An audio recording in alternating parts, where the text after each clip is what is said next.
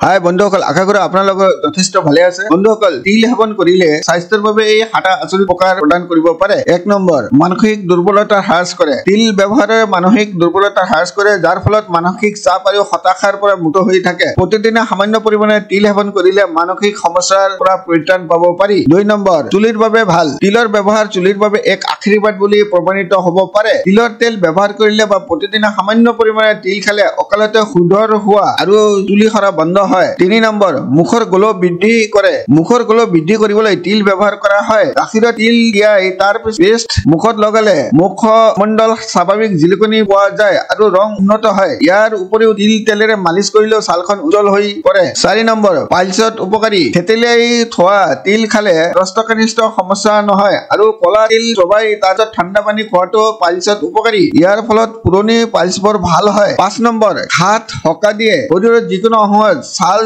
জ্বলিলে বা কিবা কাৰণত কিবা হলে তিল পিহি ঘিউ আৰু কৰ্পূৰৰ লগত লগালে সকাহ পোৱা যায় আৰু ঘাও সোনকালে ভাল হয়। 6 নম্বৰ, কাণৰ বিষৰ পৰা সকাহ দিয়ে। শুকান কাহৰ ক্ষেত্ৰত গুড় আৰু পানীৰ সৈতে তিল খোৱাটো উপকাৰী। ইয়াৰ বাহিৰেও তিল তেল নহৰুৰ সৈতে গৰম কৰি কাণত ঢালিলে কাণৰ বিষৰ পৰা উপশম পোৱা যায়। 7 নম্বৰ, শক্তি প্ৰদান কৰে। শীতকালত তিল সেৱন কৰিলে শৰীৰত শক্তি প্ৰদান কৰে আৰু ইয়াৰ তেলেৰে মালিচ কৰিলে বিষৰ পৰা উপশম পোৱা যায়। সদায় মনত ৰাখিব, নিৰাময়তকৈ প্ৰতিৰোধ ভাল। আপোনাৰ দিনটো শুভ হওক। চোৱাৰ বাবে অশেষ ধন্যবাদ।